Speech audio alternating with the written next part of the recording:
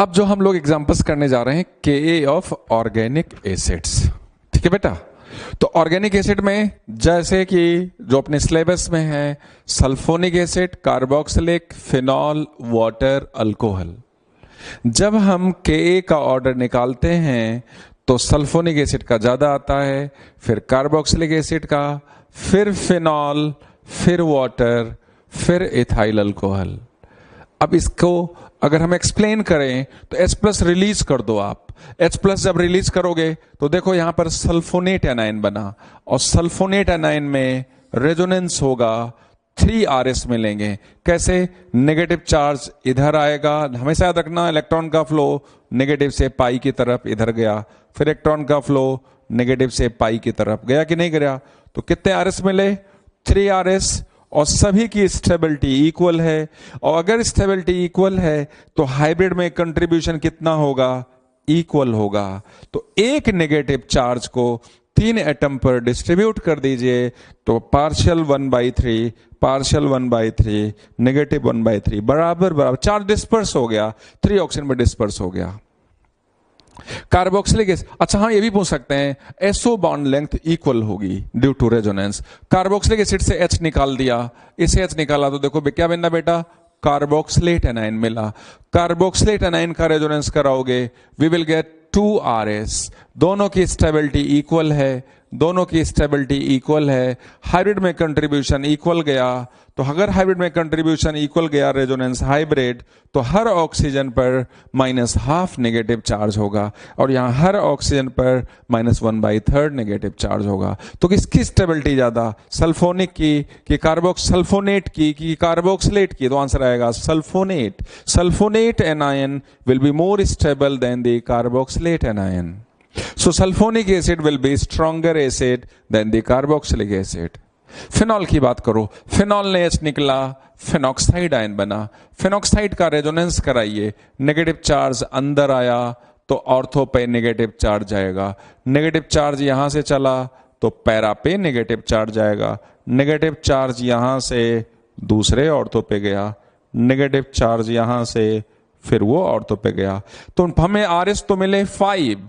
Out of the 5 Rs, 3 Rs ऐसे हैं जिसमें नेगेटिव चार्ज कार्बन पर दौड़ रहा है, और कार्बन पे नेगेटिव चार्ज की स्टेबिलिटी क्या होती है? कम होती है।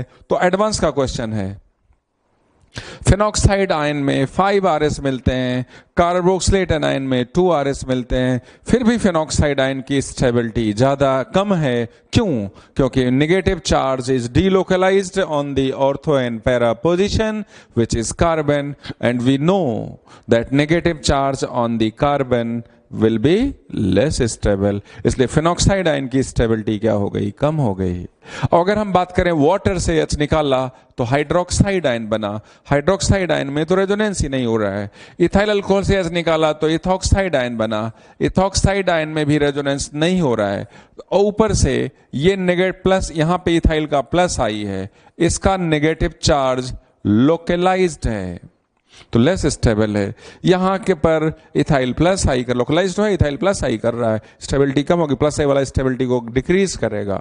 तो अगर हम कॉन्जुगेट बेस की स्टेबिलिटी की बात करें बेटा, तो sulphonate anion is the more stable than the carboxylate ion, फिर फिनॉक्साइड, फिर हाइड्रोक्साइड, फिर इथॉक्साइड। याद रख लेना इस चीज को कई बार प्रैक्टिस करके।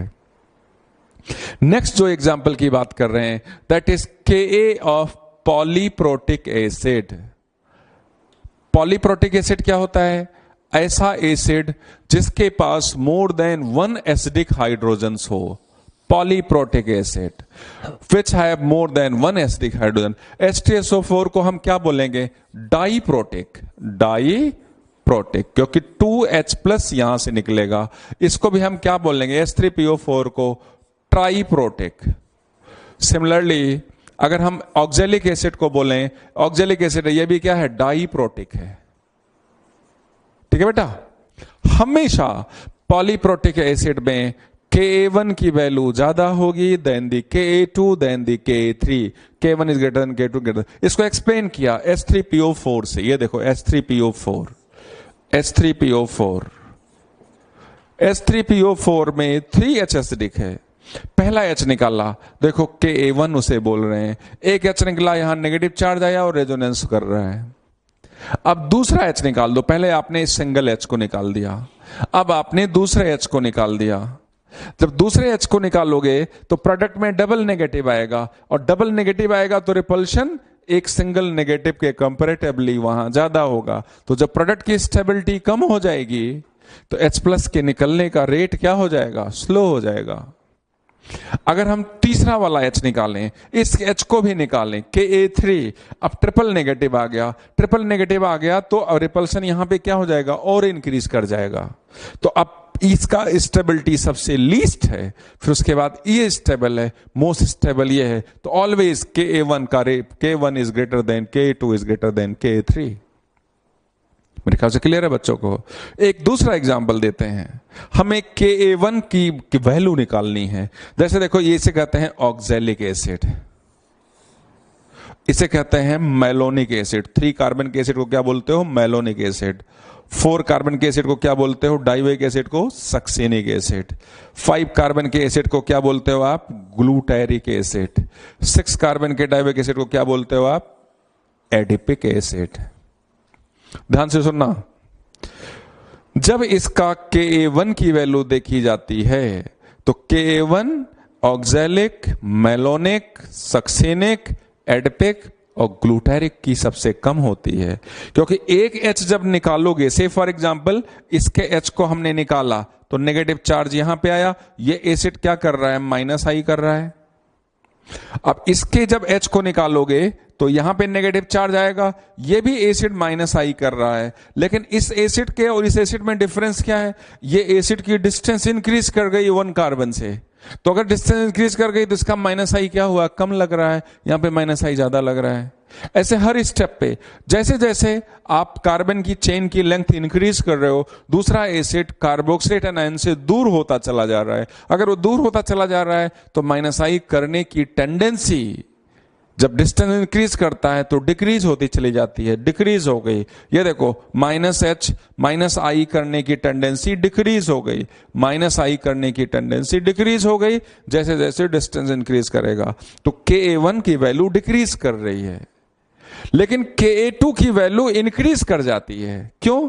क्योंकि अगर हम यहां से यहां भी H निकाल दें तो दोनों नेगेटिव पास पास आएंगे, भयंकर रिपल्शन होगा। रिपल्शन यहां थोड़ा कम हो जाएगा, यहां रिपल्शन डिस्टेंस और बढ़ गया और कम हो जाएगा, यहां रिपल्शन और एक एसिड ऊपर एक एसिड नीचे है, यहां पे एक एसिड और ऊपर है, एक एसिड नेगेटिव चार्ज और नीचे है। तो Ka2 की वैल्यू क्या हो जा रही है, K2 की वैल्यू इंक्रीज करेगी और K1 की वैल्यू क्या करेगी, डिक्रीज करेगी। याद रखना, ऑक्सैलिक, मेलोनिक, सक्सेनिक, ग्लूटैरिक। अगर कभी कभी एक मैथमेटिकल रिलेशनशिप इसमें पूछ लेते हैं, अगर Ka1 अपॉन Ka2 की बात कर दें इन स्ट्रक्चर्स में, Ka1 अपॉन K2, तो अगर हम Ka1 की वैल्यू करें तो K1 क्या हो रहा है, डिक्रीज हो रहा है, और K2 क्या हो रहा है, इंक्रीज हो रहा है। तो K1 अपॉन K2 क्या होगा, डिक्रीज करेगा, डिक्रीजेस। ख्याल से क्लियर है? लेफ्ट टू राइट जब आप ऑक्सैलिक से इधर जा रहे हो तो K1 ऊपर की वैल्यू डिक्रीज कर रही है और नीचे की वैल्यू इंक्रीज कर रही है, तो ओवरऑल रिजल्ट क्या आएगा, डिक्रीज होता चला जाएगा। इस तरीके से हमने आप बच्चों को Ka ऑफ पॉलीप्रोटिक एसिड सिखाया। होप आपको समझ में आया। तो बेटा आज हम जो पढ़ने जा रहे हैं दैट इज मैलिक और फ्यूमेरिक एसिड के बीच में एसिडिक स्ट्रेंथ को जस्टिफाई करने वाले हैं। पहली चीज तो याद रखना कि मैलिक और फ्यूमेरिक का जो मॉलिक्यूलर फार्मूला है वो C4H4O4 है, और मैलिक और फ्यूमेरिक एसिड ज्योमेट्रिकल आइसोमर्स हैं। मैलिक और फ्यूमेरिक एसिड कैसे आइसोमर्स हैं, ज्योमेट्रिकल आइसोमर्स हैं, जो हम आगे स्टीरियो में पढ़ेंगे, जिसे बोलते हैं GI, ज्योमेट्रिकल आइसोमर्स हैं। और एडवांस की भी प्रॉब्लम ऐसे आती है कि C4H4O4 एक अननोन मॉलिक्यूल है जो GI देता है, तो आप तुरंत आपके सामने मैलिक और फ्यूमेरिक ही नाम आना चाहिए। तो जब इनका एसिडिक स्ट्रेंथ बात करते हैं, इसका नाम इसकी बात करते हैं, तो Ka1 मैलिक जो होता है वो बड़ा होता है Ka1 फ्यूमेरिक से, Ka1 फ्यूमेरिक से। लेकिन जब Ka2 यानी ये डाइओइक एसिड है, पॉलीप्रोटिक एसिड है यानी डाइप्रोटिक एसिड है, लेकिन जब Ka2 की बात करते हैं तो Ka2 मैलिक स्मॉलर होता है Ka2 फ्यूमेरिक से। इसी को एक्सप्लेन कर रहे हैं। देखो ये मैलिक एसिड है, ब्यूटीन डाइओइक एसिड, इसका सिस फॉर्म ये देखो, ब्यूटीन 1 2 3 4, ब्यूटीन डाइओइक एसिड भी इसको बोल सकते हैं, butene dioic acid double acid है। इसका अगर Ka1 करना है तो एक H निकाला हमने, तो ये कार्बोक्सिलेट आयन बना, ये बना conjugate base of Ka1 of malic acid, जो इस O और H के साथ यहां पे क्या कर जाएगा, हाइड्रोजन बॉन्डिंग। और अगला जब इस H को रिलीज करने की कोशिश करोगे आप Ka2 तो मुश्किल से निकलेगा, क्योंकि पहली चीज तो ये जो हाइड्रोजन है वो ट्रैप्ड है, बॉन्डेड है, और दूसरी चीज अगर H निकल भी जाए तो ये जो कॉन्जुगेट बेस मिल रहा है इसमें बहुत ज्यादा क्या है, रिपल्शन है। तो दूसरा वाला H निकलने का रेट क्या हो जाएगा बेटा, स्लो हो जाएगा। तो ऑब्वियसली आपने पहले ही पढ़ा हुआ है कि अगर पॉलीप्रोटिक एसिड है तो Ka1 greater than Ka2 is greater then Ka3। अब फ्यूमेरिक की बात करें, ये भी देखो फ्यूमेरिक एसिड, ये फ्यूमेरिक एसिड, इसका भी नाम यही है butene dioic acid, butene dioic acid, दोनों का नाम ब्यूटीन डाइओइक एसिड। ये इसका ट्रांसफॉर्म है, ट्रांस वाले को फ्यूमेरिक और सिस वाले को मैलिक। Ka1 आपने सिंगल H निकाला, H निकला, नेगेटिव चार्ज रेजोनेंस कर रहा है, बट हाइड्रोजन बॉन्डिंग नहीं होने वाली है, तो इसकी स्टेबिलिटी थोड़ी सी ऊपर वाले के कंपैरेटिवली कम आएगी, क्योंकि यहां हाइड्रोजन बॉन्डिंग नहीं हो रहा है। लेकिन जब Ka2 दूसरा H आप निकालोगे, यहां से दूसरा H निकालोगे, तो H आसानी से निकल जाएगा, क्योंकि ये H ट्रैप्ड नहीं है, और जो प्रोडक्ट बन रहा है उसमें दोनों नेगेटिव अपोजिट डायरेक्शन में। अगर दोनों नेगेटिव अपोजिट डायरेक्शन में है तो यहां रिपल्शन कम होगा और यहां रिपल्शन क्या होगा, ज्यादा होगा। तो यहां पर लेस रिपल्शन है, यहां पर क्या है बेटा, लेस रिपल्शन है, क्योंकि both negative charges are in the opposite direction, और यहां both negative charges are in the same direction.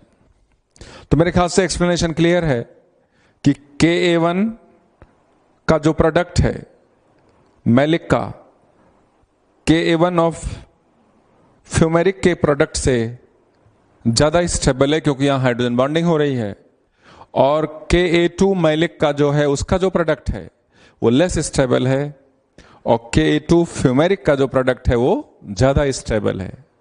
तो प्रोडक्ट की स्टेबिलिटी कम, तो H+K निकलने का रेट क्या होगा, कम। तो that is the reason Ka1 of malic will be greater than Ka1 of fumaric, but Ka2 of malic will be smaller than Ka2 of fumaric, correct. तो इसी को हमने यहां पर लिख दिया है, एक्सप्लेन कर दिया है कि conjugate base of Ka1 of malic acid will be more stable than the conjugate base of K1 of fumaric acid due to intramolecular hydrogen bonding. Therefore K1 malic will be greater than K1 fumaric. और second case में conjugate base of Ka2 of malic, conjugate base of Ka2 of malic acid will be less stable than the conjugate base of Ka2 of fumaric acid due to more repulsion. Due to more repulsion, so Ka2 malic will be smaller than the Ka2 fumaric. तो बेटा maleic और fumaric acid के बाद अब हम लोग carboxylic acid और उससे उसके डेरिवेटिव की बात करेंगे, करेक्ट। कॉन्सेप्ट सबका सेम ही है, क्या, electron attracting group conjugate base की स्टेबिलिटी को इंक्रीज करते हैं, इसलिए एसिडिक नेचर को इंक्रीज करते हैं, और electron donating group conjugate base की स्टेबिलिटी को डिक्रीज करते हैं, इसलिए एसिडिक नेचर क्या होता है, डिक्रीज हो जाता है। तो कॉन्सेप्ट हम बता चुके हैं, बहुत सारे एग्जाम्पल्स, जितना ज्यादा एग्जाम्पल्स की प्रैक्टिस कराएंगे उतना ही आपको कॉन्फिडेंस आएगा। मैंने एग्जाम्पल्स लिख लिए हैं सो दैट आप बच्चों का टाइम सेव हो। तो चलो देखो, हमने आपको बताया था कि एसिड इसलिए है क्योंकि इसने इसमें से H निकाल दिया, और H निकालने के बाद हमें देखना है कि ये रेजोनेंस कर रहा है, और रेजोनेंस करने के साथ साथ देखो ये रेजोनेंस कर रहा है, हमने बताया था इसके 2 RS मिलेंगे और दोनों की स्टेबिलिटी क्या होगी बेटा, इक्वल होगी, इसलिए हाइब्रिड में कंट्रीब्यूशन क्या होगा, इक्वल होगा। तो एसिड तो सब में लगा हुआ, इतना काम तो सबके साथ हो रहा है, देखो इसके साथ भी हो रहा है, इसके साथ भी हो रहा है, करेक्ट। लेकिन अब इसके कार्बन के ऑर्बिटल में ये ग्रुप कैसा लगा है वो डिसाइड करेगा कि एसिड स्ट्रांग होने वाला है या वीक होने वाला है। जैसे इलेक्ट्रॉन विड्राइंग ग्रुप अगर है तो इलेक्ट्रॉन विड्राइंग ग्रुप तो इलेक्ट्रॉन अट्रैक्ट करता है, तो इलेक्ट्रॉन अट्रैक्ट करेगा तो यहां पे -I वाला जो ग्रुप होगा वो एसिडिक नेचर को इंक्रीज करेगा, क्योंकि कॉन्जुगेट बेस की स्टेबिलिटी को इंक्रीज करने वाला है। और फार्मिक एसिड है, इसमें H की न लेने की प्रोसेस है न देने की प्रोसेस है, तो इसका आई इफेक्ट क्या माना जाता है, 0 माना जाता है। H का आई इफेक्ट जो माना जाता है वो 0 माना जाता है। उसके बाद अगला जो है, अगर हमने इलेक्ट्रॉन डोनेटिंग ग्रुप लगा दिया, से फॉर एग्जाम्पल +I वाला ग्रुप लगा दिया, कौन सा ग्रुप लगा दिया, +I वाला ग्रुप लगा दिया, तो ये क्या करेगा, ये कॉन्जुगेट बेस की स्टेबिलिटी को डिक्रीज करेगा और एसिडिक नेचर को क्या करेगा, डिक्रीज करेगा। मैं +M की बात क्यों नहीं कर रहा हूं, क्योंकि यहां पर कोई भी ग्रुप लगाओगे, जैसे मान लो यहां पे हम कोई भी ग्रुप लगा दें, तो ये जो ग्रुप होगा इस नेगेटिव के चार्ज के साथ न तो रेजोनेंस करेगा, न तो +M करेगा, न तो -M करेगा, सिर्फ और सिर्फ आई इफेक्ट से हमें इंपैक्ट को देखना है, करेक्ट। तो इसी कॉन्सेप्ट के साथ हम लोग डिफरेंट क्वेश्चंस को डिस्कस करने की कोशिश कर रहे हैं। तो देखो यहां पर फ्लोरीन लगा दिया, फ्लोरीन CH2H, तो फ्लोरीन का यहां पर कैसा इफेक्ट है, -I इफेक्ट है। यहां क्लोरीन लगा दिया, क्लोरीन का कैसा इफेक्ट है, -I है। मेस्टिक लगा, मिथाइल लगा दिया, -I का ग्रुप हटा दिया, तो -I उसका ज्यादा, -I इसका कम, यहां +I लग रहा है, तो इसका K का ऑर्डर जो हो जाएगा 1 is greater then 2 is greater then 3। अगले एग्जाम्पल में आप नोटिस करो कि ये जो Cl है ये -I कर रहा है, और ये जो Cl है इसकी डिस्टेंस को हमने क्या कर दिया, इंक्रीज कर दिया, और यहां पे -I का ग्रुप ही हटा दिया, तो वो क्या कर रहा है, +I कर रहा है, तो इसका भी ऑर्डर जो जाएगा वो 1 जाएगा, ये +I कर रहा है, ऑर्डर जाएगा 1 जाएगा, 2 जाएगा, और 2 के बाद क्या जाएगा बेटा, 3। अगला जो 4th एग्जाम्पल है, इसको आप स्टार भी बना लें तो अच्छी बात है। यहां पे देखें, ये मिथाइल, यहां कार्बन है, यहां सिलिकॉन है, बाकी सब चीज तो सेम है, तो इलेक्ट्रोनेगेटिविटी कार्बन की ज्यादा है, इलेक्ट्रोनेगेटिविटी कार्बन की ज्यादा है देन दी सिलिकॉन, इसलिए पहले की क्या हो गई, ज्यादा हो गई, दूसरे की कम हो गई। नेक्स्ट एग्जाम्पल, यहां पर डबल Cl है, डबल -I करेगा, यहां पे सिंगल -I हो रहा है, यहां पे -I ज्यादा हो रहा है, ट्रिपल -I हो रहा है ना भाई। यहां पे जो -I हो रहा है वो ट्रिपल -I हो रहा है। तो सबसे पहले हमने 3 को किया, फिर 1 को किया, और फिर 2 को किया।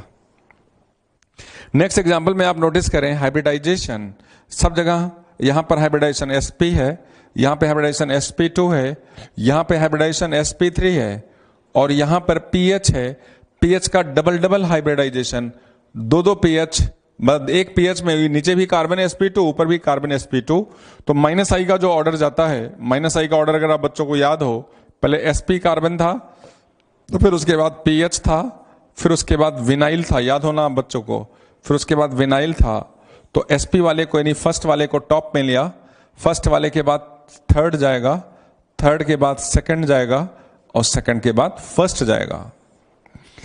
उसके बाद यहां पे नोटिस करें तो CN, ये CN क्या कर रहा है बेटा, -I कर रहा है, याद रखना -M नहीं करेगा।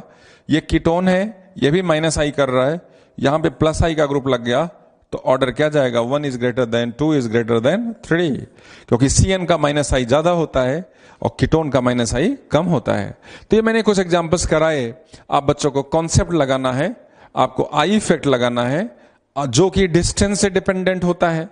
आई इफेक्ट नंबर से चेंज होता है, जैसे मान लो डबल Cl लगाया, कहां गया, यहां पे देखें आप, डबल Cl है, यहां पे ट्रिपल Cl है, ट्रिपल Cl को ज्यादा कर दिया, यानी एडिटिव इफेक्ट है, और यहां सिंगल Cl है। डिस्टेंस से इनवर्सली प्रोपोर्शनल, यहां पे नजदीक है, यहां पे दूर हो गया। अब कुछ एग्जांपल्स डायरेक्टली एनसीईआरटी से कर रहे हैं, ऐसे ही मेंस में एनसीईआरटी के क्वेश्चंस आ जाते हैं। कभी कॉन्सेप्ट लगता है, कभी एक्सपेरिमेंटल चलता है, आप बच्चों को ध्यान देना है।